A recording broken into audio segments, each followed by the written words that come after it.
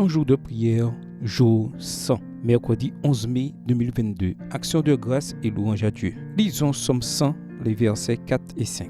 Entrez dans son temple avec reconnaissance dans la cour intérieure. Exprimez vos louanges. Louez le Seigneur, bénissez son nom. Oui, le Seigneur est bon et son amour dure toujours, de génération en génération. Il reste fidèle. Somme 100, les versets 4 et 5. Si nous consacrons notre âme et notre esprit au service de Dieu en accomplissant l'œuvre qu'il nous a confiée et en marchant dans l'empreinte des pas de Jésus, nos cœurs deviendront alors des harpes sacrées dont chaque corde fera retentir un cantique de louange et de reconnaissance pour l'agneau envoyé par Dieu afin d'ôter les péchés du monde. Le Christ désire que nos pensées se concentrent sur lui. Détournez-vous de vous-même et regardez à Jésus, source de toute bénédiction, de toute grâce, de tout ce qui est précieux et inestimable pour les enfants de Dieu. Le Seigneur Jésus est notre force et notre bonheur, la toute-puissance à laquelle les hommes peuvent en toute occasion puiser leur énergie. Lorsque nous étudions sa vie, lorsque nous parlons de lui et que nous devenons de plus en plus capables de le contempler, lorsque nous recevons sa grâce et les bénédictions qu'il nous accorde, nous possédons un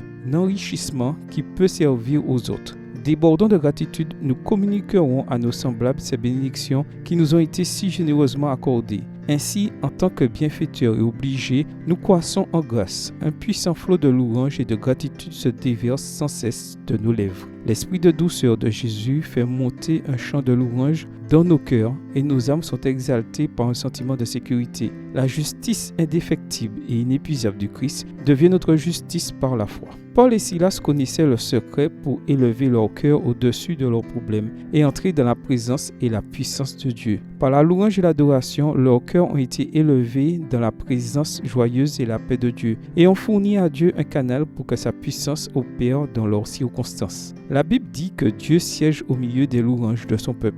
Somme 22, verset 3. En d'autres termes, Dieu réside dans l'atmosphère de sa louange. Cela signifie que la louange n'est pas simplement une réaction à la présence de Dieu. La louange est un véhicule de foi qui nous amène dans la présence et la puissance de Dieu. La louange et l'adoration sont la porte d'entrée qui nous permet de pénétrer dans la dimension sacrée de sa gloire. Le psalmiste écrit « Entrez dans ses portes avec des louanges, dans ses parvis avec des cantiques. Célébrez-le, bénissez son nom. » Somme 100, verset 4.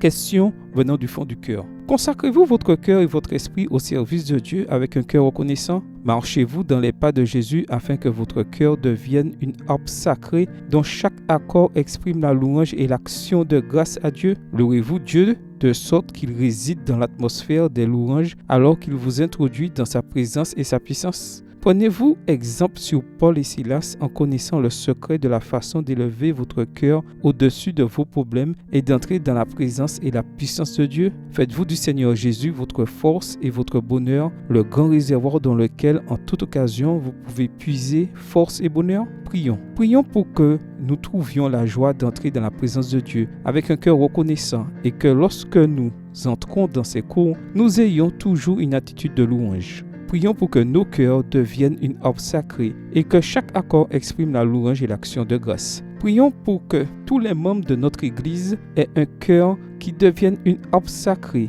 et que chaque accord soit une source de louange et d'action de grâce pour Dieu. Prions qu'ils aient toujours une attitude de louange en entrant dans le sanctuaire de Dieu et qu'ils le servent avec un cœur reconnaissant. Prions pour les personnes qui perdent leur emploi, sont licenciées ou se demandent d'où viendra leur prochain repas s'ils ne peuvent pas aller travailler. Prions pour que Dieu les soutienne et pourvoie à leurs besoins quotidiens, comme il le promet dans Ésaïe 33, verset 16 et Philippiens 4, verset 19. Prions pour qu'il nous donne la puissance nécessaire pour être les témoins radieux qu'il nous a appelés à être.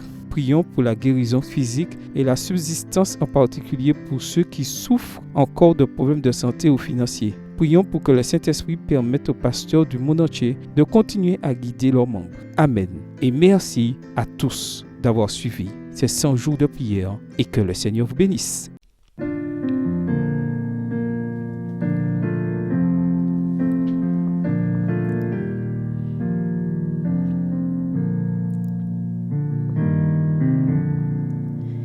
Toi la source de bénédiction, que mon cœur chante ta grâce, sans se lasser ta compassion, nous pousse à chanter ta gloire.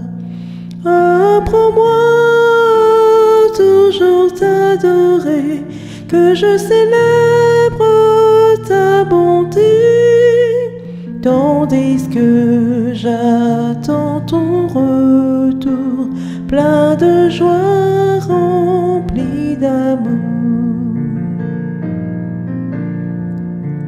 Toi mon refuge et mon secours, sur ton aide je peux compter, et j'espère sans aucun détour vivre un jour l'éternité. Jésus m'a cherché errant loin de Dieu, il m'a trouvé ramené pour me protéger du danger. C'est son sang qui m'a sauvé. Oh, quelle grâce inestimable, je ne saurais la payer, comme des liens inébranlables, qu'à toi je reste attaché. Plutôt que d'être tenté loin de toi, risquant de perdre ton amour, je t'en prie, Seigneur, prends mon cœur, qu'il soit à toi pour toujours. Je t'en prie, Seigneur, prends mon cœur, qu'il soit à